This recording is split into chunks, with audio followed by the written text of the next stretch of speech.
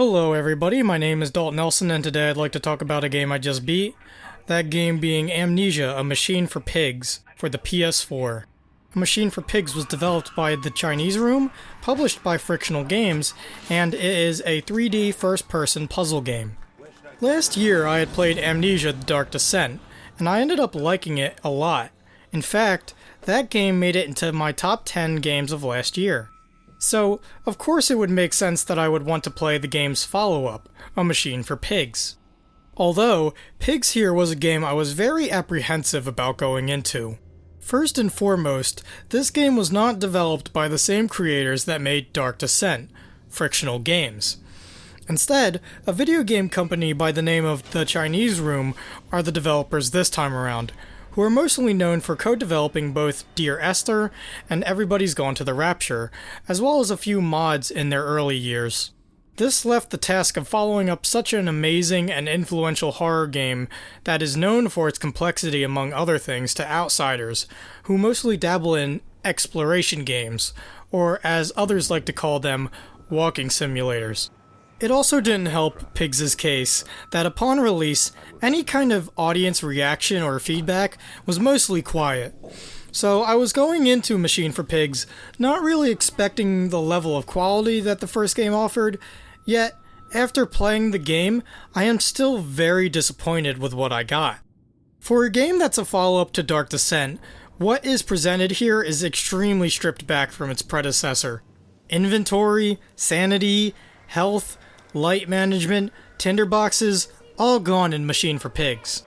The only control that was kept from Descent was walking, jumping, crouching, lantern toggle, grabbing, carrying, interacting, and throwing, which might sound like a lot until you play the game where it's not much at all. This is like the bare minimum of what you need for a game like Amnesia. Because sanity has been taken out, looking at monsters and trying to get around them has become less horrifying and tense. In fact, monster encounters overall have been cut back drastically. The health is now regenerating, so all you need to do is hide or run to get that back. There is rarely a point in Pigs where you are in any kind of danger at all. Which leaves the puzzles, which I liked a lot from Descent. If the developers made a game just out of the type of puzzles found within Descent, then I think I might have still liked Pigs. But even the puzzles are extremely stripped back here.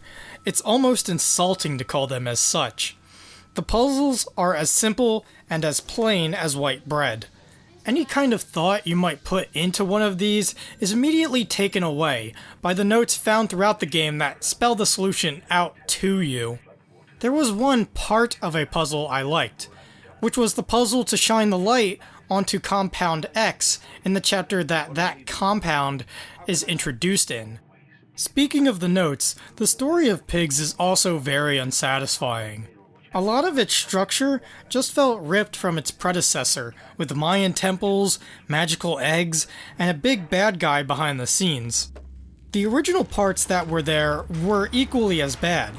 The main protagonist, Mandus's true nature is very predictable from the beginning moments of the game, when we're going through the secret rooms in his house, which don't come up again, by the way. The moral of the story could be enlightening if you live in Industrial Revolution 18th century London. Child labor is immoral.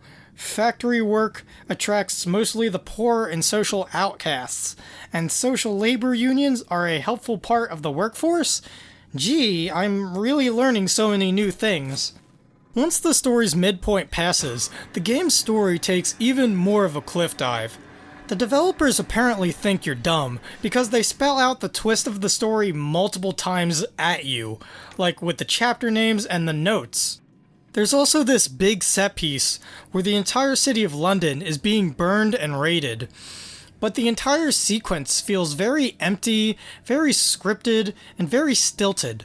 And on top of that, the devs keep shaking the camera and adding explosion noises, like you don't get what's happening already. Well, I can understand that, Chinese Room, but what I don't understand are the final few chapters of the game. Who is this professor character?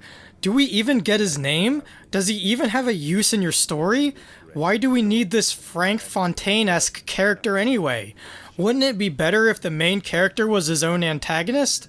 Wouldn't that fit the theme and moral better? And what is up with the teleporting in the final chapter? Why is there an electrical pig that can turn invisible? Why is he even less of a threat than the regular pigs? What is that GLaDOS potato thing that teleports Mandus to the game's final scene? Why does Mandus kill himself in this chair device? Why does that device even exist? Did he build that? Why do I have so many questions? And how did you mess this up so badly? Ugh. Speaking of confusion, the game is very dark. Like, this game is darker and harder to see than the game called Dark Descent. The brown, foggy color grading throughout the game doesn't help any either. And when they're not doing that, they're making the game really blue and foggy. But I guess it's fine. It's not like you're missing out much. The Igor-looking pig enemies waddle with such a stiffness that it's probably a better idea that they're masked. And exploration is a joke because the only thing you can get out of it is notes. A Machine for Pigs would also suffer from low frame rates often, making the game jittery and slow. There is also a bug that made it in the game where you fall through the map when you press yourself against certain walls. It's not like everything about A Machine for Pigs is bad. In fact, I sound harsher here than I actually feel about the game overall. The atmosphere of the game does up the creep factor at times, and the setting of the claustrophobic tunnels of the machine are very interesting. Chinese Room also adds a lot of detail to the rooms of the game. None of the rooms felt bland or uninteresting. There would be little objects placed here and there that would tell the story of the setting without straight up telling you through words. I also thought the sound design was very well done. The creaks and shrieks of the machine are very unsettling. The voice actors do a great job, and the soundtrack helps provide some beauty to certain scenes within the game. And for what it's worth, what mechanics Chinese Room do include in Pigs work well. The controls felt very good and responsive, the physics would never bug out or jump around, and the sequence of the game overall feels fluid. And all of these positive criticisms make me want to reiterate a point I made earlier. I'm just disappointed. I went into A Machine for Pigs with low expectations and still left with a sour taste in my mouth.